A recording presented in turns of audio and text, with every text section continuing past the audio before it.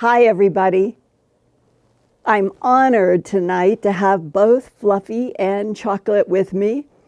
And in this world in which we never seem to know what is going to happen next, I was so happy that they both sought me out tonight as if they wanted to be up here with me in the lights. And sometimes they play games, and tonight is that wonderful feeling when you love something so much, these dear furry souls, and they want to be with you, humans and furry souls and humans.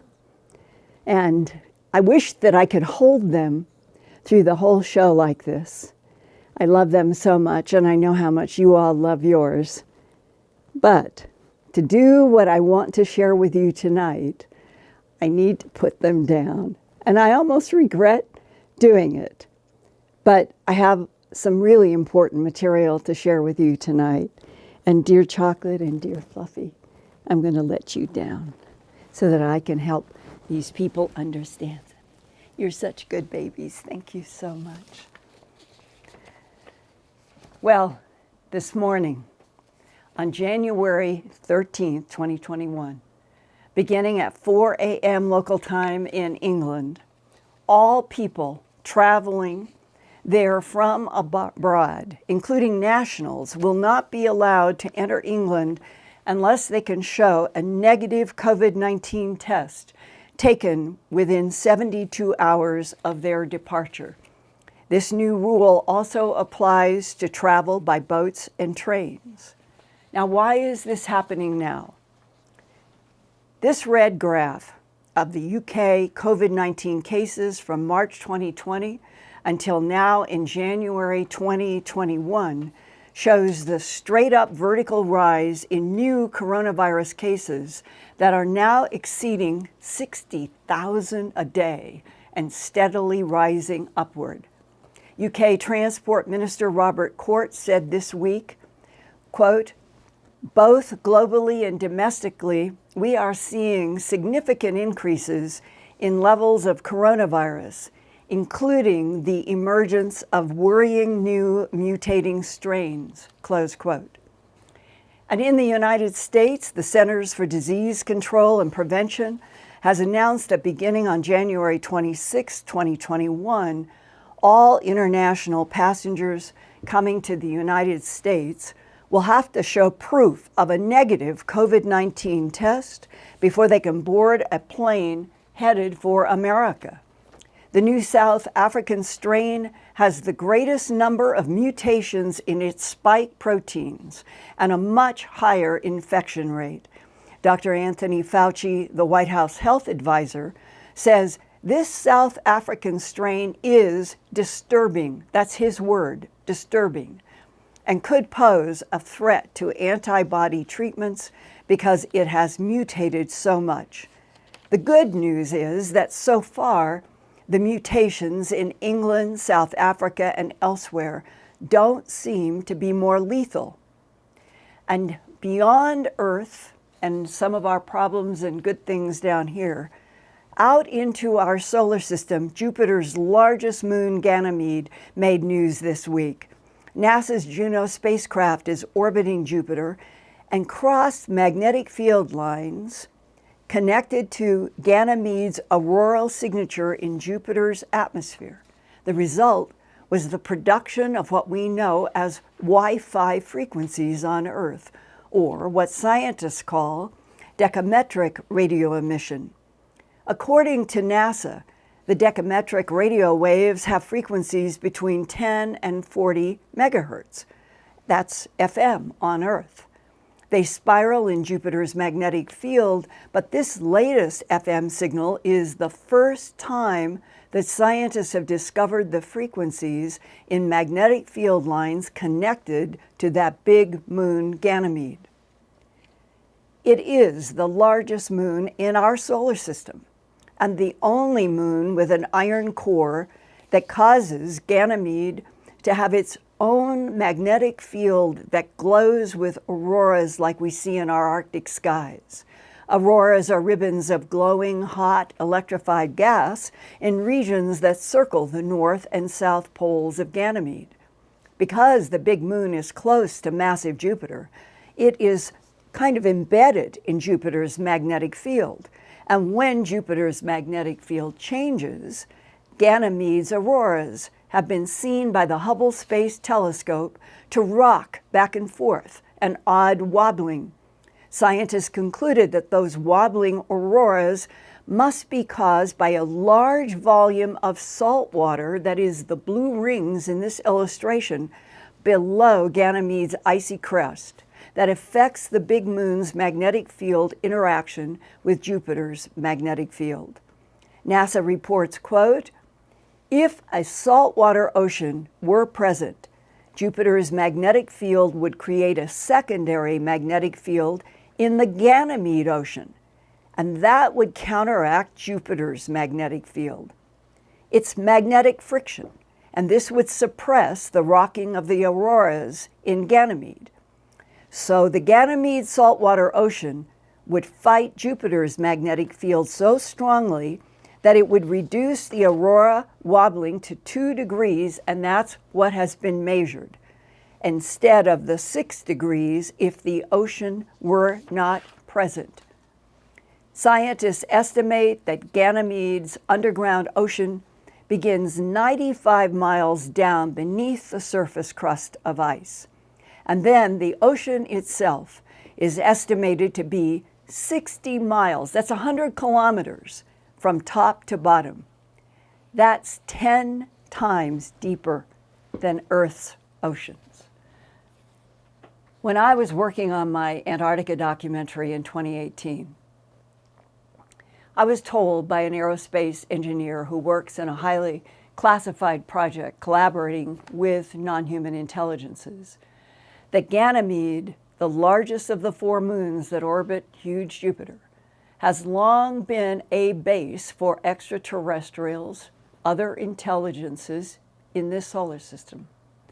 That engineer says some of the gray skin types are largely artificial intelligence that work with a progenitor species that has been involved with Earth and this solar system for a very long time and monitors humans, even sometimes trying to help us, and at other times taking humans to aerial craft for a variety of tests. People have been reporting vivid dreams and face-to-face encounters with non-humans since at least the 1950s. Sometimes the experiences are traumatizing and the people feel abducted against their will. In other cases, the human describes intense fear and panic in the face of a scary-looking alien, but then is calmed by the touch of an alien hand, followed by exchange of telepathic information. Humans have often reported that in the telepathic communications, they are shown vivid images of the Earth engulfed by fire, water, or explosions, leaving them haunted and worried about an apocalyptic future on Earth. But some of those experiences are now 40 to 50 years older, and what they were shown in abductions long ago still has not happened. Recently, I talked with a Canadian experiencer about her encounter with a gray being 10 years ago in August of 2010. The being showed her vivid, destructive scenes of Earth, and yet left her with hope about the human future, not despair. She asked me to call her Crystal. That's not her real name. Crystal is now 39 years old, living and studying for both a psychology and law degree in British Columbia in Canada. She gave me permission to record our recent January 9th discussion about what happened to her 10 years ago, beginning in the early morning of an August day in 2010. I woke to buzzing noise outside, and I got up out of bed, over to the window, and off to my right, there was a small sphere. It was metallic, orange, and silver, and it was about the size of a bowling ball, maybe a little bit smaller, and it was sort of swirling around along the golf course that my apartment looked onto, and it was making a formation into the grass. Very effortlessly, the grass was being pressed down gently into this geometric pattern. Like a crop formation. Yeah, it was exactly. And it only took a few seconds. A second sphere came off from the right, joined up with this original sphere, and they swirled around each other, came closer to me, and created a second geometric pattern. The first pattern was a series of circles that had lines joining circles to other circles, and small, probably about 15 feet in diameter. You got to see these two patterns in the grass made by two spheres. Each one looked like metallic silver oscillating with orange. Yes. And then they shot into my window. They came past me, and when I turned to my left to look and see where they went or what they were, I was looking at three pillars of light. They're very tall, from the ceiling to the floor. As if those two spheres became the three pillars of light in your bedroom. Yes. The light that they were emanating was very, very bright, and it was almost a pure white. I was trying to get closer to see what they were and to touch them. And as I was getting closer, although the light was very, very bright, it wasn't hurting my eyes at all. And then there were like strands of light going through it, as if it had dimension to it. Are the three pillars of light completely silent, or are you still hearing that buzzing of a bee sound? It was completely silent. The buzzing went away once I woke up and looked out the window. What happens next between you and these three very tall pillars of light? First, I sat on the edge of my bed. I went to put my hand through one of them to see if I could put my hand through it. They started speaking to me in a telepathic communication. There was no sound. It was all in my brain and information coming into my mind. And how did they start? What was the first content? The first thing that they said was that they were beings from another planet. And did you react? Yeah, I tried to pinch myself. I'm dreaming. Then I just started to listen and interact with them and talk to them, ask them questions. How did it go? Well, they started off saying that they arrived here in 1947. And they said that they came from a planet. You have to go through Orion's belt. They told me there was a wormhole, vortex or something there that they were able to go through in order to get here. They said that they have a matter body and a light body, just like we do. And I thought that was interesting because at the time I had never heard of anything like that. Like a light body and a matter body for humans. Right. They said they had it, and we did as well. And that I was looking at their light body. When they came here, they tried to make contact with human beings on the planet, and that they were shot at and told to go away. That the beings that are in front of you in these columns of light are saying that they're from another planet and they came here in matter body form in 1947, but they were shot at by humans. Yeah, they were told to go away. Why did they come here in 1947? They said that they heard a radio frequency in 1947 that was sent out specifically to make contact. From Earth? From Earth.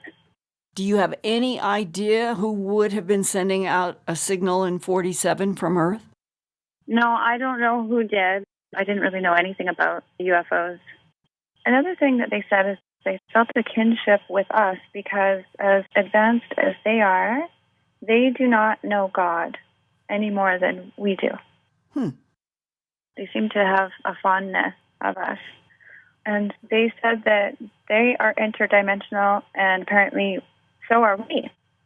Did you understand interdimensional to relate to like reincarnation, the recycling of souls in and out of bodies, or what? I was new to everything. These concepts for me were, they were so out of the ordinary. interdimensional matter body and a light body.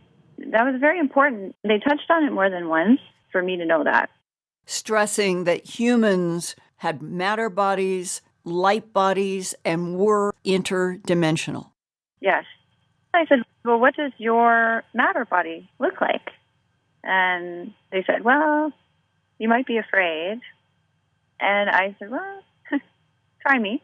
I'd like to see what you look like. And then I was instantly transported to the grass outside of my house. And I was looking at sort of a blue mist. And out from the mist stepped a very small gray alien with big black eyes, long fingers, gray skin, a large head, 3.5 feet tall. How many fingers? 4. Wearing any clothes, or was it just all skin? He wasn't wearing anything. And the color, if you were comparing it to something we all might know, would be what? Ash, like an ashy color. Gray, okay. And what happens? I looked at him. They look weird, and I was scared. That was my first reaction, was just pure terror. But I pushed through it, and he said, our eyes are dark because where we come from, it's very dark there. We're far away from the light. And then he reached out his hand, and he said, do you trust me? And I was still afraid, but I decided that I was just going to take a chance. He was asking me to take his hand, so I grabbed his hand, and we just instantly were lifted off of the planet. And I ended up on a ship, on a very large craft. And the craft itself was able to hold 3,000 people. But it wasn't solid the way that we see things as solid. It was like if I looked to my left, I could see space. But below me, there was the floor. And then to my right, there was a huge window. And in the window was Earth. And you could see the ocean and the continents. Which continent? North America. But I wasn't alone. There were many people on there with me. And these are human beings around you? They were human beings, yes. And are you able to talk with each other and say, who are you and where are you from and why are we here? In the moment that I arrived on the ship, I couldn't talk to them, and they weren't talking either. It was just silent. And we were just mesmerized. And we were looking at the Earth, and everybody was completely transfixed on what we were looking at, which was the Earth. We were supposed to be paying attention to this. First, we saw an explosion, and it was down in the bottom southeastern part of the United States and top of Mexico, the northeastern part of Mexico. There was a very, very large explosion. And do you mean like from the Gulf states over to northern Mexico? It's hard to see because it was night, and so there were lights, but there was also a lot of explosions happening along the western coast and throughout the entire continent, but a lot of the explosions I was seeing were definitely smaller than the first big explosion. So there's a big explosion in the southeastern part of the United States and northern Mexico, but then you're seeing smaller explosions going up the west coast and the east coast? Yeah, it was everywhere, really, but it was concentrated to the coast. And what happens? It was like a giant fireball that was visible from space.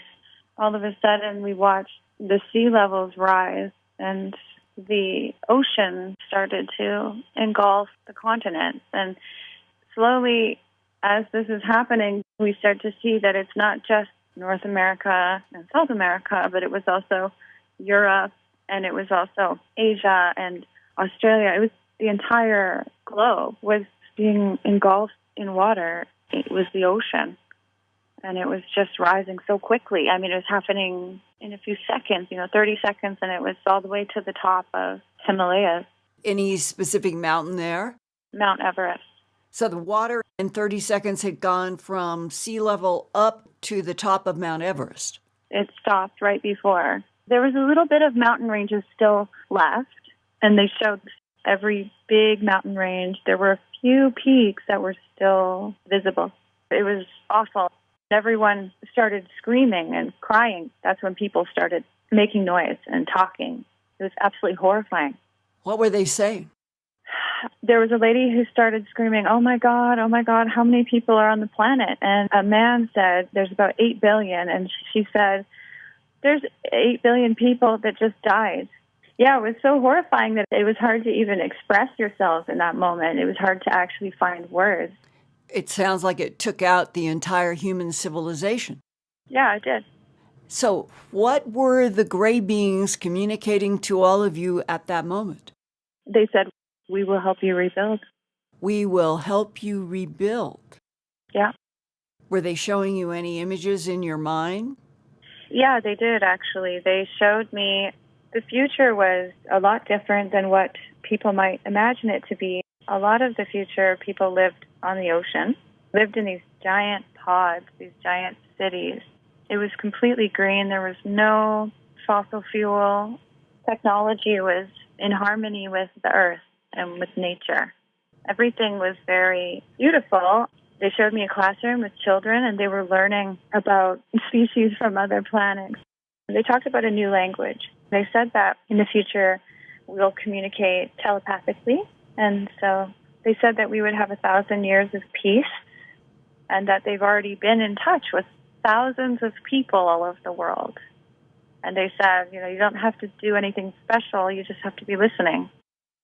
We're speaking on January 9th, 2021, and you had this experience in August 2010. So a decade has elapsed, and this has not happened on the Earth yet. What do you think that the gray beings were trying to accomplish in 2010, and what do you think is going to happen from 2021 going forward? If what they showed me is true, they said that there would be war. And so that's concerning, especially what I saw, the size of that blast.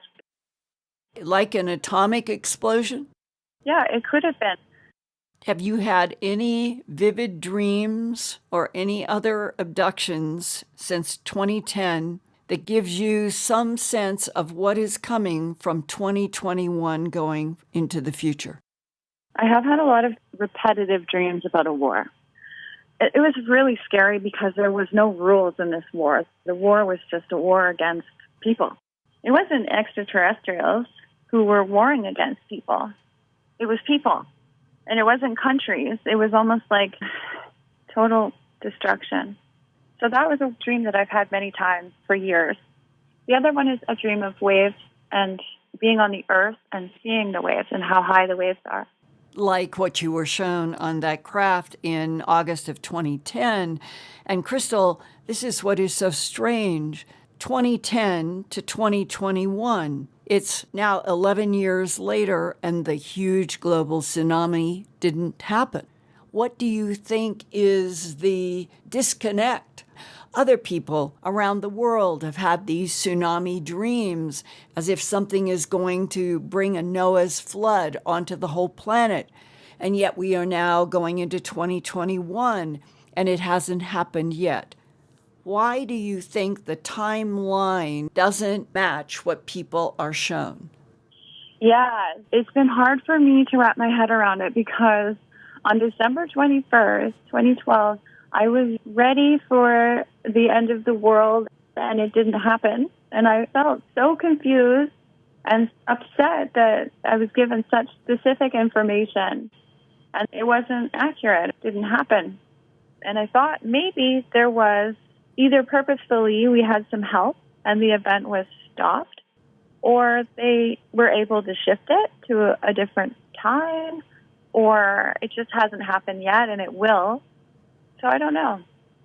And one of the reasons that I think it is important to share what you have seen about the tsunami and about the huge explosions and the sense of a future in which there could be a very destructive war on the earth is that perhaps the more the 7.8 billion human minds are exposed to these as possibilities and reject them because we do not want to be on a planet in which there is a wipeout of humanity, that maybe it is becoming aware, hearing your voice, knowing that other people have seen a future of floods and war, and that by rejecting in our very souls that we can change the timeline.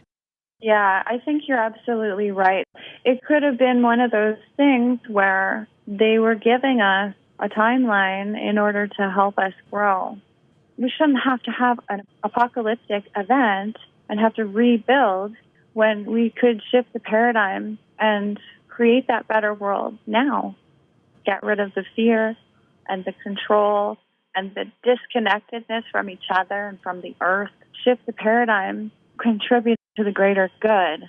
And that no matter which way this goes, if it goes with a cataclysmic event or if it goes with people acquiescing to peace and contact, it's going to happen either way. It's inevitable. I wanted to share this with Crystal, with all of you tonight, because we have been in such a rocky 2020 and 2021, and that in people who have been in the human abduction syndrome in the last few months, they have talked about their own vivid dreams of seeing fire in buildings, in the air, dreams of things being flooded. So Crystal is not the only one. And the first time that it was ever described to me as an investigative reporter, this concept of a repeated Noah's flood, was in 2014. You've heard me talk about a physicist who worked with the bismuth, magnesium, zinc, and worked underground at Area 51 at S4, and that I have seen evidence that he has worked exactly where he has said. And he told me that as far back as the 1970s, that he had been asked to work on a project in which they had apparently information from the non-humans that there were cycles related to the black hole at the center of our Milky Way galaxy that periodically would burp a lot of energy, not light, not matter, but burp energy. It's only been in the last year that there have been papers confirming in the public the physics of black holes periodically burping energy, as he told me in 2014. And combined with that fact was they wanted to do a study of what would happen if X energy came through this arm of the Milky Way galaxy, from a lot of energy coming from the black hole at the center of the Milky Way. And what they kept finding in the computer runs that they were doing underground at Area 51 is that a certain calculated energy from a black hole could generate something like a 1,000-foot tsunami hitting the entire west coast of the North American continent and other places around the world.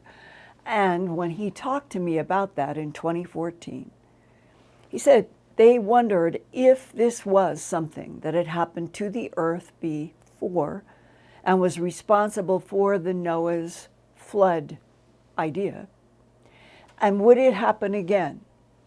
And he said that there was a decade that they had in some of their calculations between 2020 and 2030. And we are now in that decade. And he was not panicked. Crystal is not panicked. I am not panicked.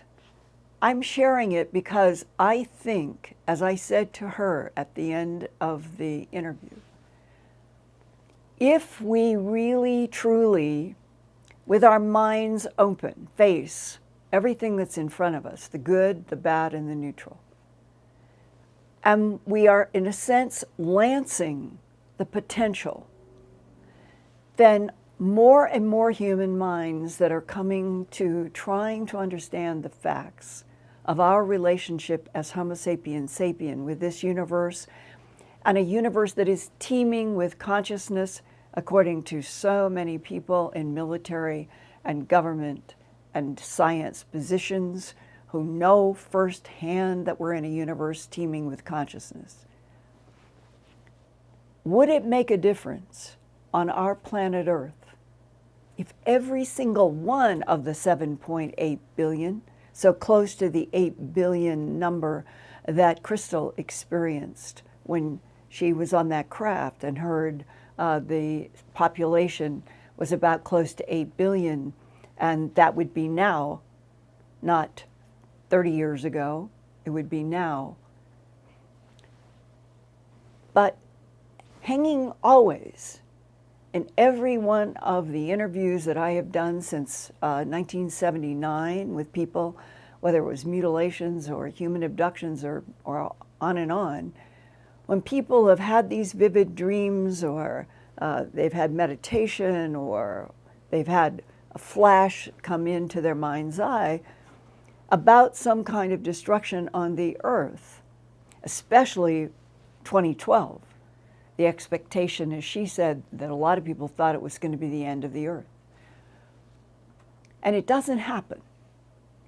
It's always been interesting to me what would be behind the presentation of advanced intelligences that can move point to point in this universe, that can move space, time. They don't have to propel themselves with some propellant, that they have the ability to neutralize gravity, that they can project holograms that we can't tell from the world around us. Why would they want, in person after person, maybe thousands, millions, show a future or show an image of the earth in some form of apocalypse? And I keep thinking of discussions that I had a long time ago with Jacques Vallée and Bud Hopkins and others, that in a long time ago, and especially I think Jacques Vallée, he talked about that everything that goes on between the abductees and the non-humans, if you analyze the impact that it is having on the people who are affected, it is like a control system. It is as if our planet has been monitored and manipulated for, as the DIA guy told me, 270 million years. And every generation of humans keeps moving on, but that the manipulative monitoring control system that is very interested and invested in what happens on this planet are the ones that do these tests. And as Crystal and I talked about at the end of the interview, it may be that the more you raise a human mind's consciousness to truly look at what could be coming down the timeline, that if more and more minds were concentrating on, we don't want world war, we don't want world flood, we don't want world earthquakes.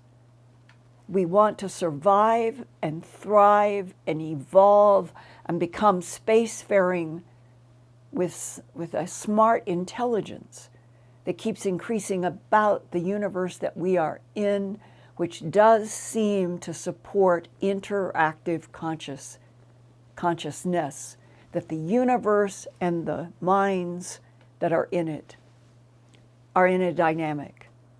And that it really, really would make a lot of sense if everybody coming to my Earthfiles YouTube channel could talk with everybody else that you know, just to concentrate in your minds about seeing this planet in sunlight, in peace, no COVID, no war, no floods,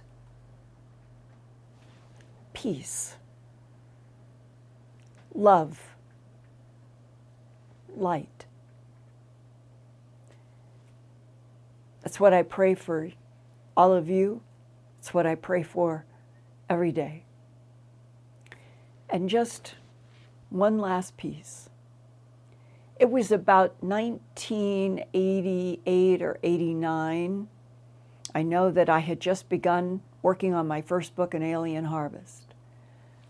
And I felt that my life was in danger.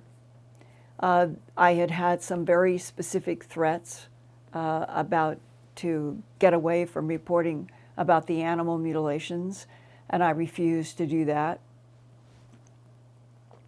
And one of the people that I knew who was aware of what I was doing and what I was reporting, and that my life might not be safe, said, have you ever investigated the issue of whether humans are both matter bodies and light bodies?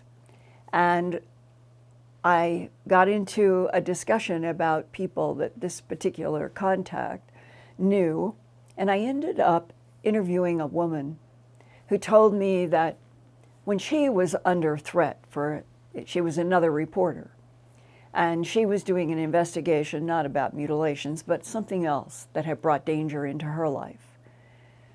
And she said that one night she was trying to read, her mind was wrestling with feeling that she might not be safe. And while she was reading and she was concentrating on the book, trying to wrestle her mind to calmness, she said all of a sudden, the fingers holding the book began to, with her very eyes, looking at the pages, she saw the tissue of her hands begin to shine and then glitter. And then it looked like her hands, her arms, and then she realized that her legs and her lap that the book was on, everything was turning in to gold, sparkly light. And the very next to her microsecond, she becomes conscious, she's lying on her side, she is still on the bed that she was reading the book, but she is completely turned, she's on her left side, she was sitting up. And she said, when she opened her eyes, she was still seeing the glittering gold light that she seemed to be turning into. And she reached over to her own hand, and she was, could this be that we are both an organic experiment, humans, but a light body?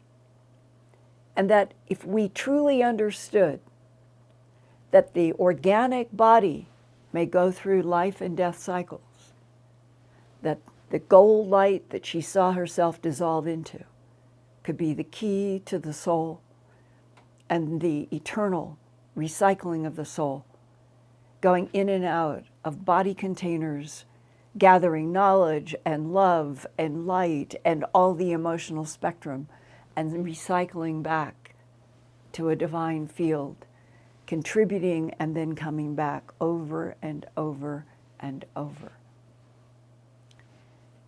We have so much more to learn about this universe and who we are and how we relate, and that there are other intelligences in this universe who are waiting for humanity to stand up and say, we now as a planet acknowledge we are not alone in this universe, and that much about this universe is like a holographic projection.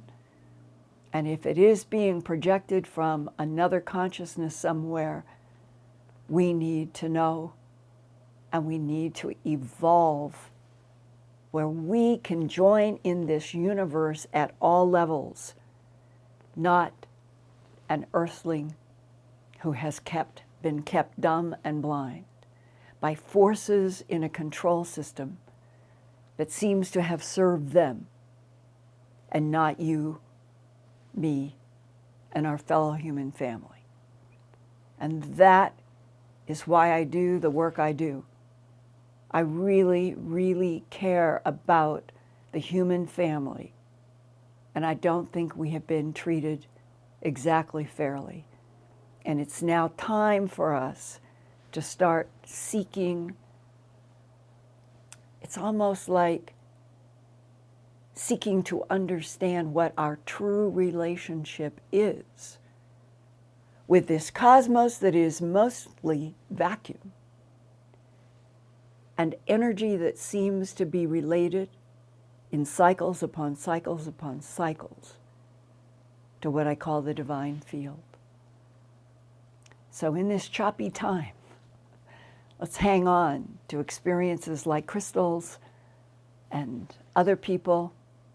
And right now, I would love to hear from you guys through hard letters, through email, whether or not you've experienced any of this. Vivid dreams about apocalyptic visions that don't come true, about maybe your own experience with moving in and out of light. Whatever your own personal experiences are that are provoked by what I've presented tonight, I stand by to learn more and report more. And now I'm going to go to my dear friend Ian, who is in England, and he is, I hope, has got some questions, and I will try to go through them fast because this was a night where I wanted to give you more prepared content. Next week, I promise, I'll do more Q&A. But right now, Ian, what is your top question? Hi, Linda. First of all, I'd like to just thank everyone in the audience and the super chats for their contribution this evening. I'm just going to quickly run through them. Ginny McHugh, Jeffrey Risco, Michelle Richardson, Robert Minnick, Melanie Meisner. This one reminds me of you, actually, Linda, at the start of the show. Cat Chaser, Mary Kelly, TNC, Isabella Passetti, Jan D, Rebecca Cole, Lily Boop, also in the UK, Dante Adams, Janovic Law Office, Eric Ackley, Stan Kozłowski, and Verum Deserdi. I'm sorry if I missed anyone, but thank you everyone for that. And thank you. We do have some questions for you, Linda. Yeah, thank you so much, and thank you, Ian. Several viewers here are interested to know what you make of the latest CIA dump of data that's just happened. Have you any comments to make on that for anyone? Well, it just happened, and I have not had a chance, outside of just seeing one of the documents that's been circulated, in which it appears to be a CIA person who is alluding to other intelligences, and that studying all of these pages will be something I think a lot of people will be doing and reporting about. And I guess the bigger picture is 180 days from December 27th, 2020, that I talked about last week, and it's now in a large report at earthfiles.com, my news website, the very specific sort of 2 pages about the 180-day countdown and what they're expecting the Director of National Intelligence and the Secretary of Defense to report about. If you count down to 180 days, it goes to June 24th of 2021.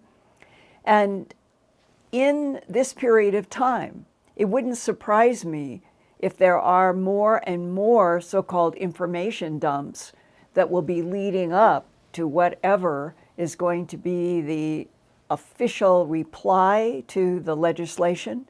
It is a bill.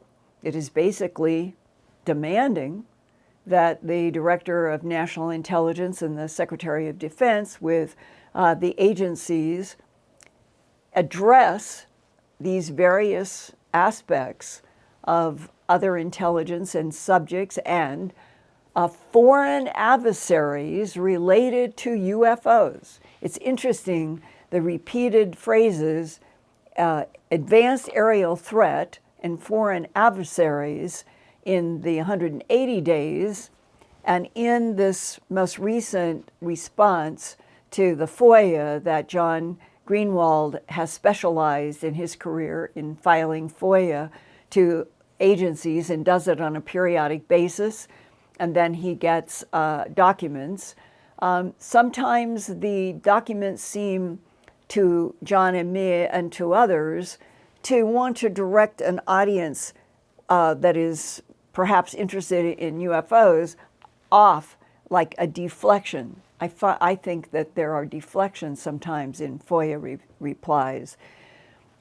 But this will now be the time for everybody to try to dive into what the content is and see if there really is some hard substance that we can report, while day by day by day, we will be moving toward the end of June. And I hope you will join me in writing even your congressional representatives and say, would you please, at the end of June, tell us, are we alone in this universe or not? And the answer must be that we are not. We need to get that into the public record, that we're not alone in this universe. That's how sort of abused we've been from the truth. Okay, Ian, next one. Okay, Linda. The next one is a bit more specific about the greys. Although we often refer to them, and people like Crystal refer to them as greys, some people are wondering what their actual colour is. And I know you talked about the various different types of greys, and one of the first questions you asked Crystal was how many fingers the ones that she experienced had. Could you just comment a little bit more on that? Thanks. Yes, and that issue of the four-fingered gray that might be 2 feet, 3 feet, 4 feet, from the hands, there are descriptions of 3 fingers, 4 fingers, but more than the fingers is the question of the shape of the head and the shape of the chin and the eyes, and that there are different categories. The EBIN, the extraterrestrial biological entity, that our government has had as a category since at least 47, perhaps as far back as 1941, having to do with the Missouri crash and 3 clones there. But certainly in 47, they began realizing that there were gray-type bodies where the heads had chins that came down to a point, and then there were ones where the head was like a pear, bigger here, and then came down in a curve on the bottom, like a pear. So the big part of the pear up here, and then the chin would be where the stem would be coming in a real pear. And those are supposed to be the classic extraterrestrial biological entities that at least some people who say that they have firsthand knowledge associate the EBINs with at least being friendly to the United States or friendly to maybe humans in general. Whereas the pointed chin, there may be problems, and there are, you get into the reptilians and the tall whites and the tall blondes and all of that. In the grays, the fundamental truth as I know it tonight on January 13th, 2021, the vast majority of what has been interacting with Earth has always been artificial intelligence. 2 foot, 3 foot, 4 foot, all artificial intelligence working for a progenitor intelligence that we might not even have met yet. But there are tall whites, there are tall blondes, tall red hairs in Peru, and those talls may be progenitors that made the little ones. But in a way, the metaphor is in Star Wars, that when you're dealing with the little grays, it's like R2-D2 to Han Solo.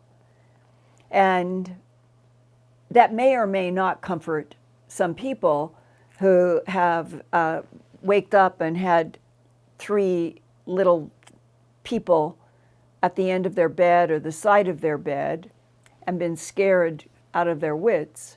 Well, if you think, well, they're like a walking computer and they're here to do whatever their task is, you might stay more calm. But I think that Crystal made a very good point with me in the interview, and she said that when you are in face-to-face with something like the gray that she first drew, those incredible eyes, and she said you have a feeling of a terror that you've never had before because you have never experienced that the human mind and body complex does not have any place to put that form in those eyes in the mind in a calm way.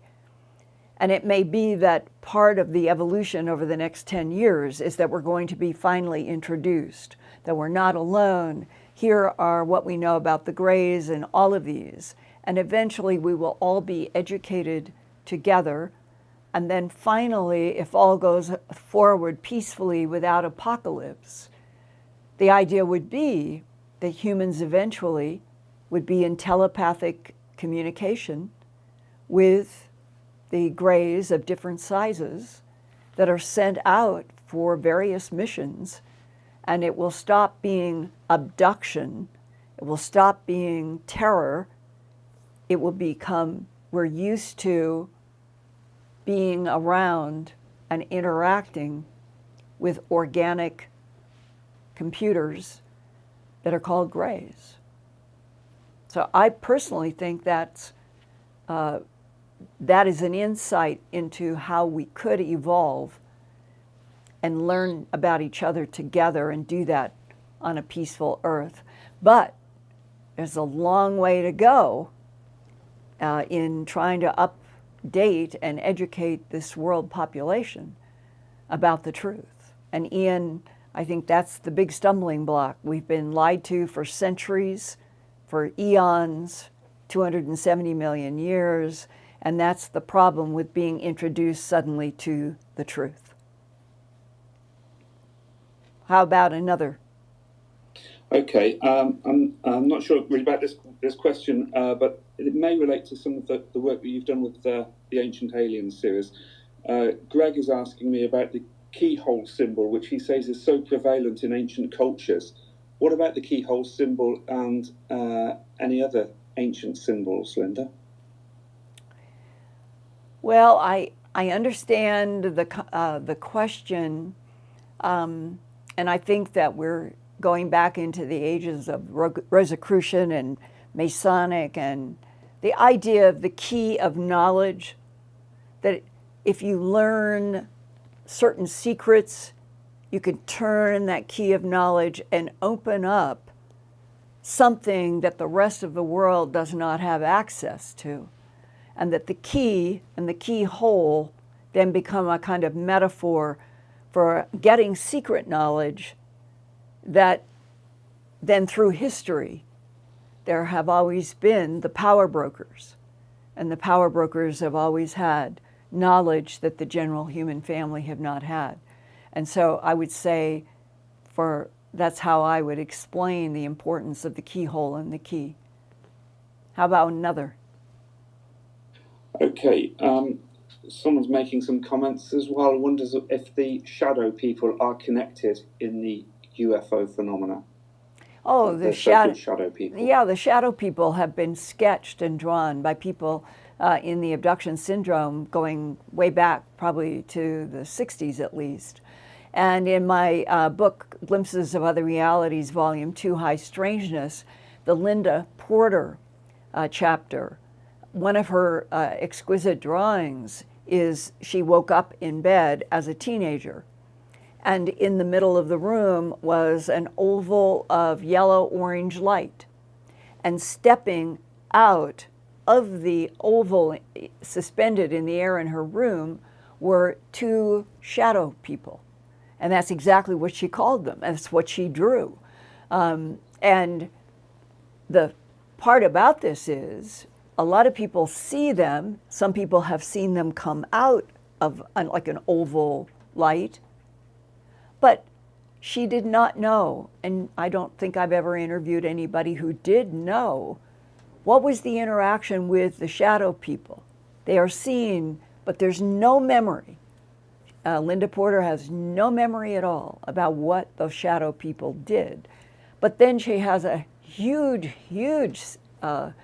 life experiences with grays, praying mantis, grays of little up to 5 feet, and humanoids. And so it may be that the shadow people are some other kind of AI interface between progenitors that may never leave their solar system, that they may be at the 4 to 5 billion years after the beginning of this universe, and they just make what they want to go into other galaxies and bring them back reports. And these shadow people may be in that category, like a computer AI interface between something a billion or more light years from here, but we're being investigated. And the investigation has gone on for a very long time through a lot of artificial intelligence and holograms and orbs of light that can function as upload, download technologies. Okay, one more. Okay. Linda, someone is saying the ETs seem to have certain boundaries that they don't seem able to cross. What are your thoughts on this? That came up in Antarctica with Brian S., the naval flight engineer, in the first time that I interviewed him. And he said that he and the men in that C-130 in the late 90s, that they would be flying from McMurdo, coming up over the Transantarctic Mountains. They would get right up above the Beardmore Glacier, and they would see these silver glinting, sometimes several, round, sort of lens-shaped, but very, very silver and reflective. And they would never come up to the altitude that the C-130 was flying. And the C-130 had no problem, if they wanted to go over the Beardmore Glacier. But they saw these flying discs so many times on that route, always stopping, very clear. They never, ever came over the Beardmore Glacier while the C-130 was flying right along the edge of the Beardmore Glacier. So they would see the discs staying, overtly staying at the edge. And he asked me, he said, you ever heard of anybody talking about territories on the Earth where some places UFOs might not go? And I think the answer is not just what he and his C-130 crew observed in Antarctica, but others in various places on the planet, I think, would say that there's, I know that there's an island in the Pacific where people say that they have seen craft, but not in any other islands. And the question would be, if that huge ancient structure 2 miles under the ice in Antarctica that I have reported about in my hour documentary with Spartan 1 and Spartan 2, if that is ancient connection, Antarctica, to advanced intelligences who have occupied, harvested, manipulated, terraformed, and used Earth for, let's say, 270 million years. And they still have a territorial claim on all or a portion of Antarctica. It may be that what has happened since World War II is allegedly a president like Eisenhower or others have done treaties, active treaties, with some type of extraterrestrial biological entity about behavior on Earth in the 20th to the 21st centuries. Now, for the world family to still not have governments confirming that we're not alone in this universe, it's preposterous to even have any concept like that. But until it's formal, until we are all hear the confirmation from governments around the world, we're not alone, here's what we know, here are the treaties we have, here are our friends, here are our neutrals, here are our hostiles, we go this direction, on the Earth, this is this territory, this is that territory. We have never been given that kind of a briefing. So Antarctica could very well be partly ET territory and partly human territory, and that might explain why those silver discs that C-130 crew saw several times come up and stop at the edge of the Beardmore Glacier. That might be one of those examples. Well, Ian, I hope everybody has enjoyed this dive into what I think is such a fascinating question. Why through so many decades have a lot of people been exposed to scenes of seeing our Earth in different types of destructive chaos or fire or water or whatever the attack? And then time has gone on and the events didn't happen, but the people may have been abducted and learned more and then come to an investigative reporter like me and say, here's what I was shown, here's what I was told. It hasn't happened yet. Do you think it's going to happen? Why are we shown these images? And that is one of the big mysteries right now on planet Earth between Homo sapiens sapien and the other intelligences that interact with this planet, have interacted for millennia, and maybe coming this summer, for the first time, maybe we're going to get that final breakthrough that we're not alone. And I will keep trying to bring to you the facets that I think are both interesting but maybe important as they are all sort of woven together. That's the way I feel about my work. It keeps going piece by piece, making a bigger pattern. And that I'm so glad that you are here on Wednesdays. And I look forward to next week. I love all of you. Stay safe. Love you.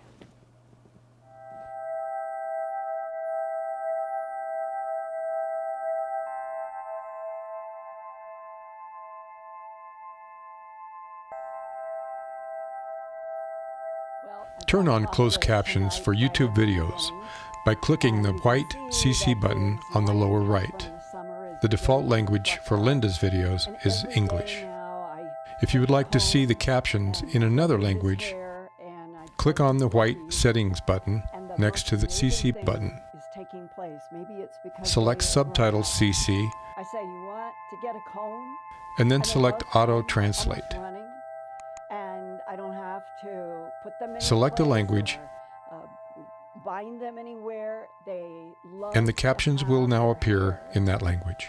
Sort of gone through and they will hold their heads.